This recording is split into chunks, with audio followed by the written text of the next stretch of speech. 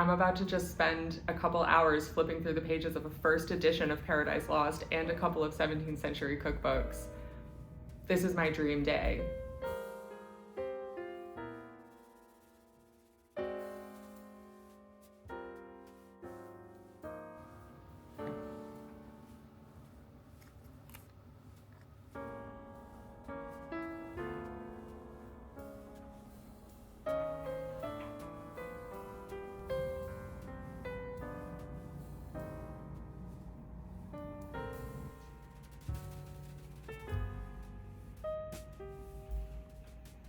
I am outside of my usual environment right now. I have left the attic. I am in Chicago for a little while, and I have a lot of writing to do while I'm here. I'm working on a few different articles for my Substack about Paradise Lost, and I'm working on one in particular right now about food in Paradise Lost. This is a topic that I am very passionate about, and it's been a few years since I did any writing or research about this, so I really want to take the time to do a good job with it and really dig into this topic.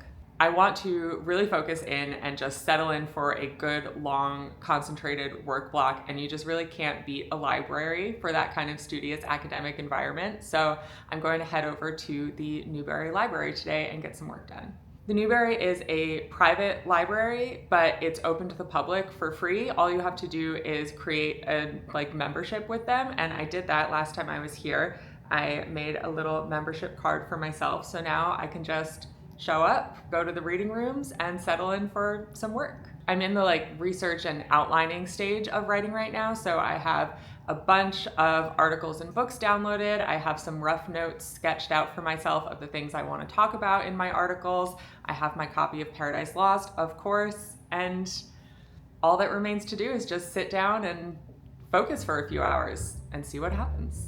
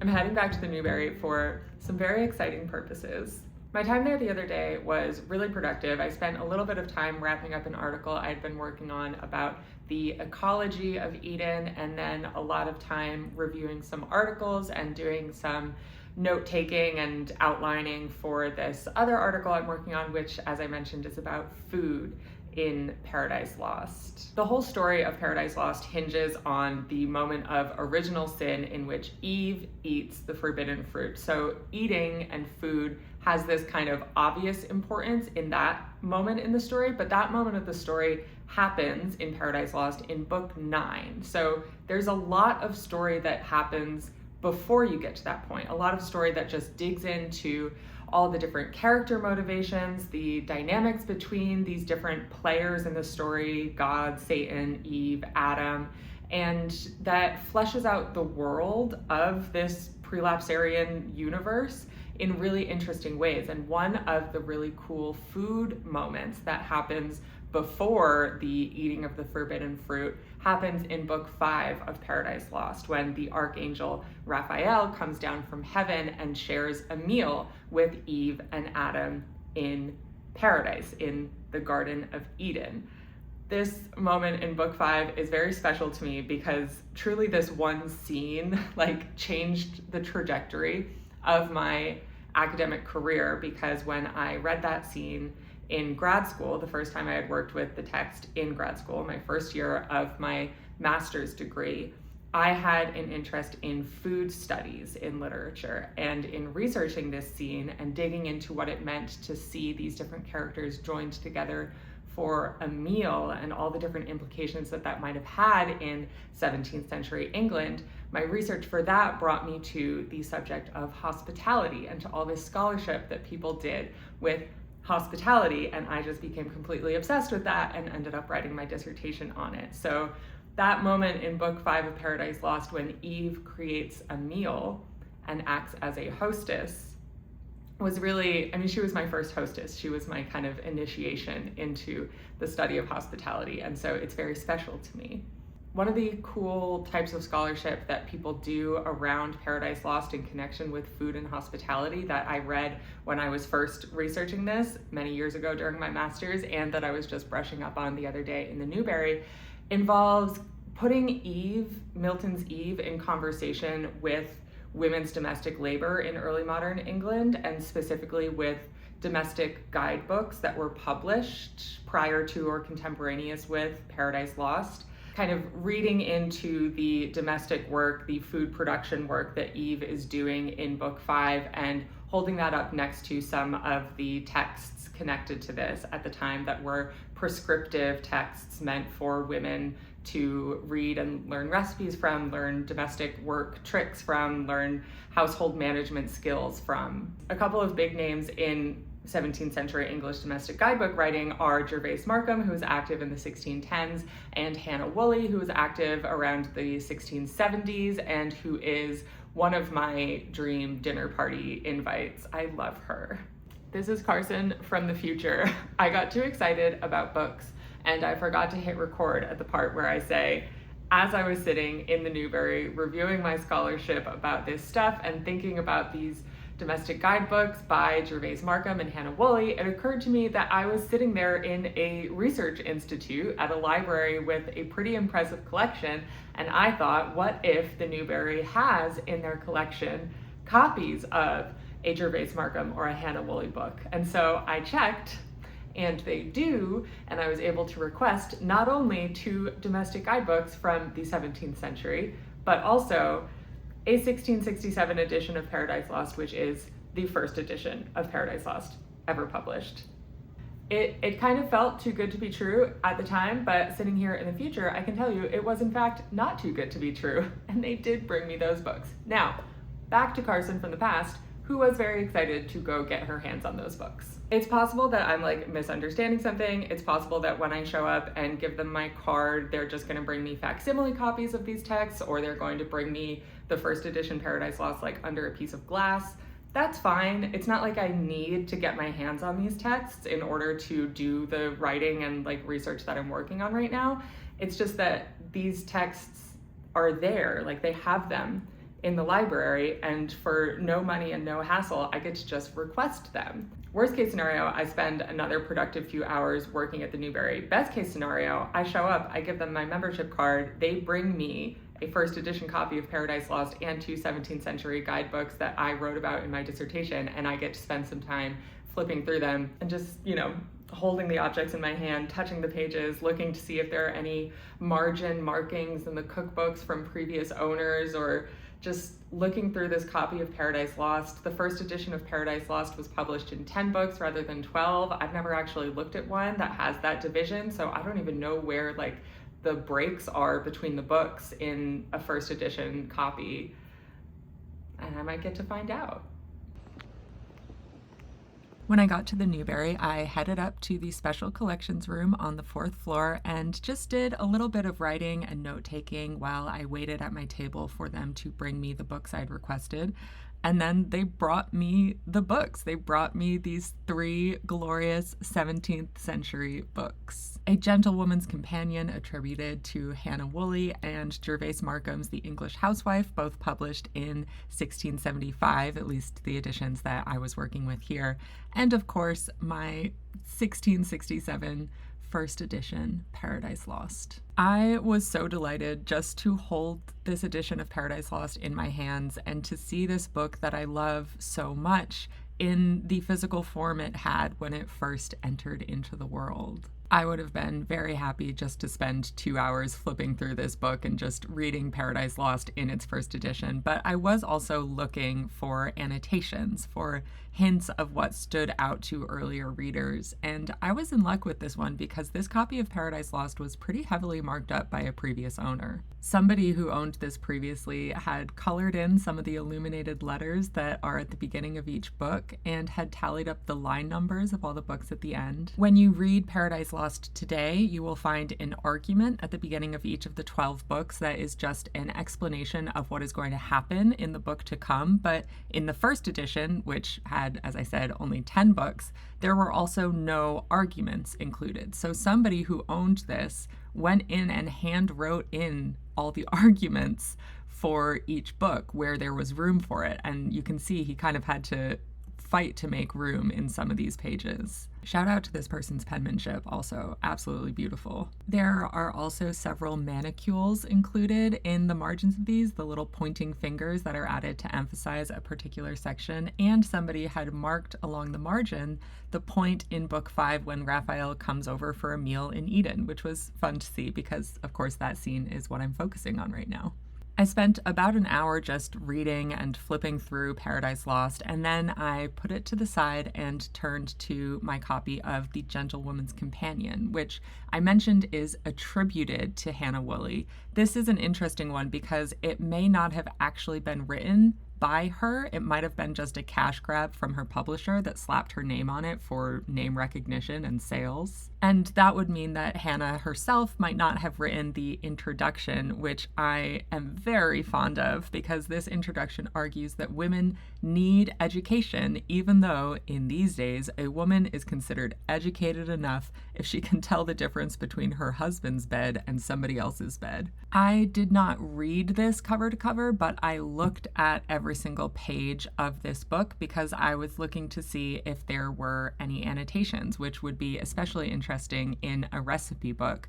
I'm sure if you have any recipe books, you mark them up yourself personally, and people did that in the 17th century as well, marking a particularly good recipe or a bad one, or making changes based on their personal taste or what they found worked for them when they tried to recreate it. But unfortunately for me, any previous owners of this particular copy of Gentlewoman's Companion kept it in very neat, unmarked condition. But it's always time well spent for me to just browse through a 17th century domestic guidebook. I love looking at them. There are the recipes, of course, some of which will be a little bit unusual for most modern readers who are unused to things like making a pudding out of calves' brains, but honestly, some of the recipes sound pretty good. And these domestic guidebooks are really interesting also because they're not just cookbooks. They're not just for food. You will find in a book like this cosmetic recipes, medical treatments, and conduct advice as well. How to conduct yourself at the table, how to write a letter addressing someone who has wronged you. A book like this is a little compendium of everyday knowledge of domestic realities and a window into how people were thinking and writing and talking about domestic tasks, about food production, but also about how to present yourself well in society and present yourself to advantage, to impress people, to succeed. This one, whether or not it was actually written by Hannah Woolley, is presented as being by a woman and for women readers. And there are these little points in it at which the author defers to the reader's knowledge and says, you will be able to use your judgment to decide exactly what to do. I love reading texts like this because they help me to imagine everyday life in a time so far away, and they give me hints as to what was expected domestic and culinary literacy and just how people talked amongst themselves about these everyday, messy, unglamorous realities of running a household and being a woman in the world. The Markham text, of course, is not by a woman for women. It's written by Gervais Markham, although he does acknowledge that he's based most of it off of a manuscript written by some countess who he does not name, but he just profits off of her wisdom and work. This one, like The Gentlewoman's Companion, was pretty much free from markings, but it does have these couple of little interesting points in it. It has in the margins like the summary of what is on the main page so you can work through it at a glance. And it has these manicules that seem to have been included in the publication rather than added in afterwards, which was also interesting. Altogether, I spent a little over 2 hours in the special collections room with these books, just poring over them and taking up some notes of whatever caught my attention or just whatever ideas were sparked while I was flipping through these pages. And then I took a little break to get some fresh air and stretch my legs a bit. I picked up a supermarket avocado roll and a seltzer, had a little lunch in the park facing the Newberry, and then went right back inside to finish up writing some notes and just doing a little bit more work while my brain was all active and excited and I was feeling motivated from all that quality time spent with very old books.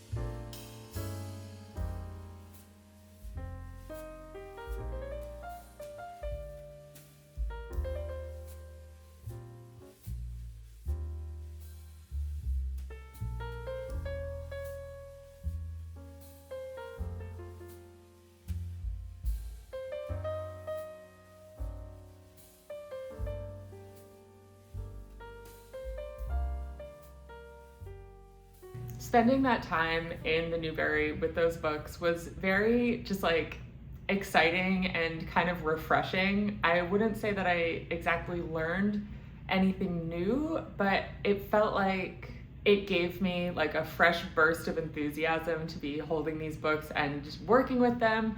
My deadline for this Eve as Hostess Food Production in Paradise Lost article that I'm working on isn't for another month. I've just been getting a head start on it because I don't want it to feel rushed, and also because I just am very enthusiastic about the subject matter, and so I know that I have it ahead in my list of things that I need to write, and so I'm very motivated to get an early start on it. But because I have about 5 pages of notes and outlines sketched out already, and I have a full month until I need to have this article in its finished form, I am going to put that to the side for today. And I'm going to spend this afternoon trying to write up a couple of quick articles about the experience of engaging with that physical object of the first edition of Paradise Lost, and also about reading early modern domestic guidebooks and kind of how to do it and why to do it and what I personally get out of it. Basically just writing up a slightly more formal, slightly expanded version of what I've been talking about in this video already. It can often feel easier to convey tone and to convey the kind of emotional and practical realities of the researching and writing and reading process through a video, because you can, in this video, see my face, you can hear my voice, you can get a sense of my enthusiasm and my experience while reading these books through that. I can show you 7 minutes straight of footage of the pages of these old texts, and you can either linger over them or skip ahead through them.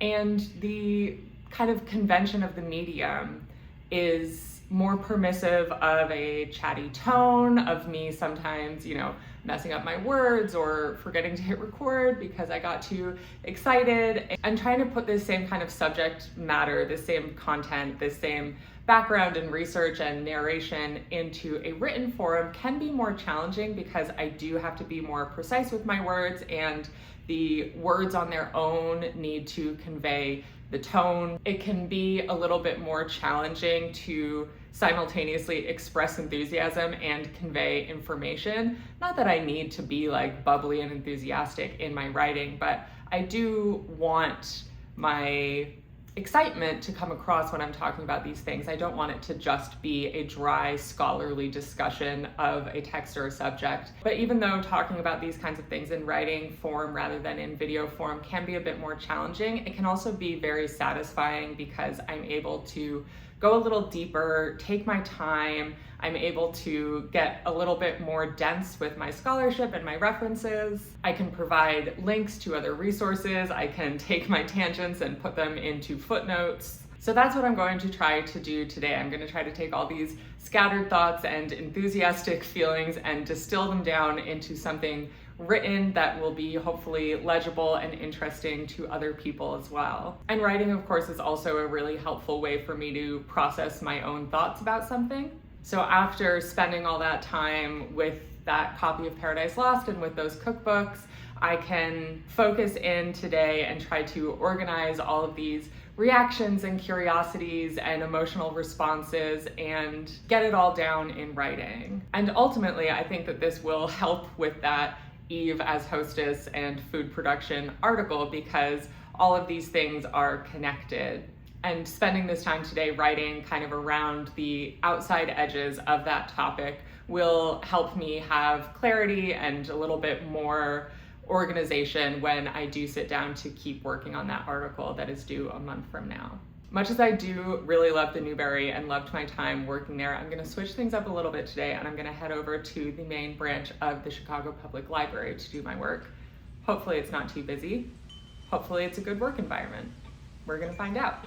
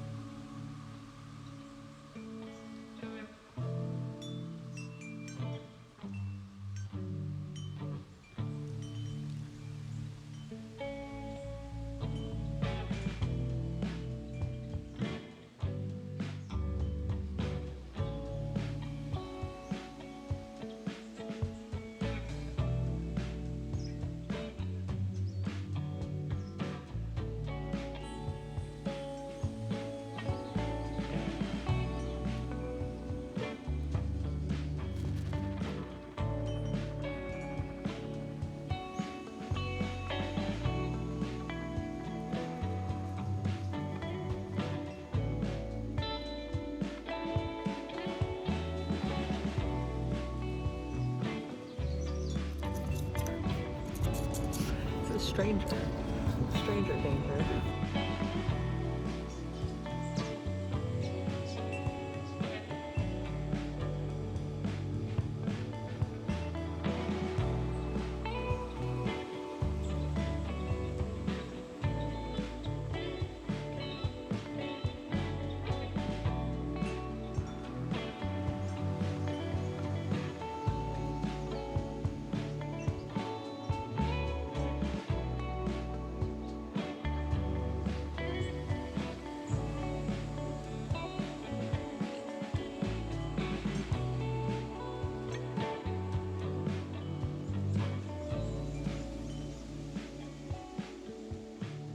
I ended up having an unbelievably productive work session at that branch of the library the other day, the Harold Washington branch of the Chicago Public Library. I sat down, I did not move for like 3.5 hours, and I wrote an entire article from start to finish in that time. It is possible that I was just having an unusually productive mental day, but I've decided to attribute the success of that work session to the library itself. I think that the library environment made me smarter and work better. And that is why I was able to write that full article in that time. And now I'm going to see if that holds true today. I'm going to go back there. I'm going to try to write a second full article in one sitting. They're informal articles. You know, the one I did last time was just a write-up of some of my reactions to working with the first edition Paradise Lost. I was drawing attention to some of the interesting parts of that physical book and just some of the questions that it raised for me about thinking about text as physical objects and how the physical characteristics of the thing of the book change the way that we interact with the story in the text. It was informal, it was quick. It's not like I was sitting there and writing like a full academic analysis or anything, but the fact remains it was extremely productive. And today I'm going to try to write up a little bit of a discussion of how and why to read recipe books, 17th century recipe books, but also generally older culinary texts, what I get out of them and what other readers might be able to get out of them. So again, it's not like super intensely academic. I will be pulling more from scholarship in this one than I did in the article about just the object of the first edition, Paradise Lost. But it's still, I think, feasible, possible, that I could write the entire article in one sitting in the magical environment of that winter garden top level of the library. So I'm gonna pack up my computer, pack my copy of Paradise Lost. I'm gonna stop on the way to get some ramen because it's cold out and I'm hungry. And then hopefully the library will work its magic again.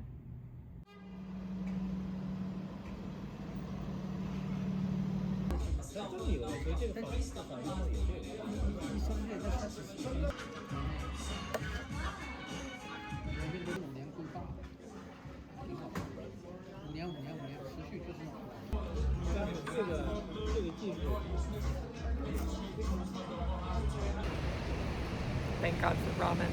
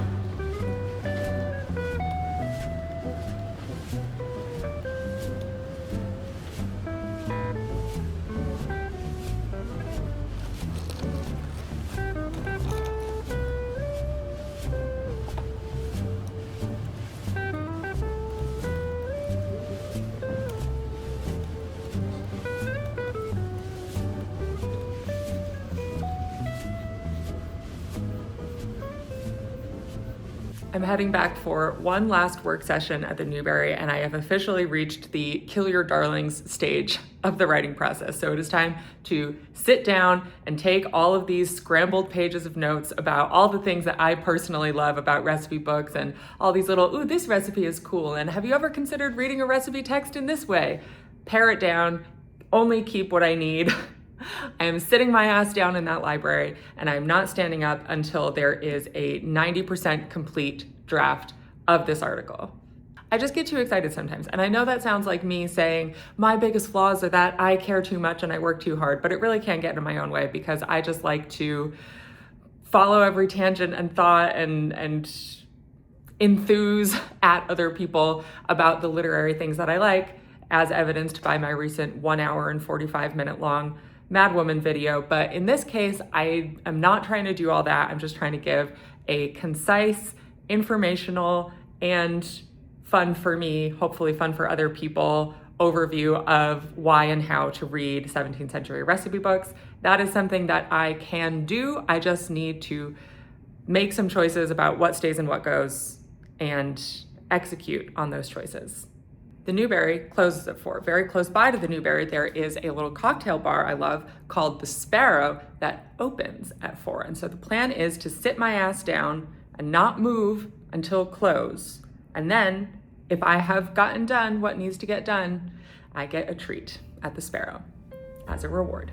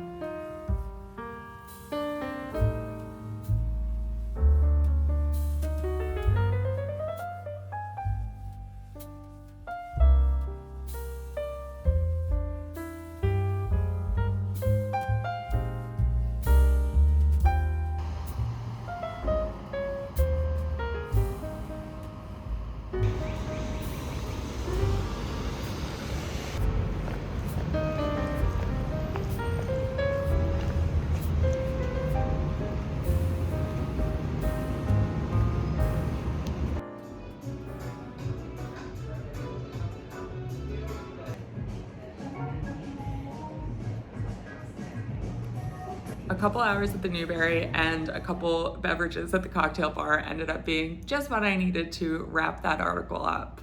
I can write from anywhere. When there's work that really needs to get done, I'll get it done regardless of where physically I am. But I do also really believe that the right physical writing environment makes a difference, makes me more productive, possibly makes me smarter.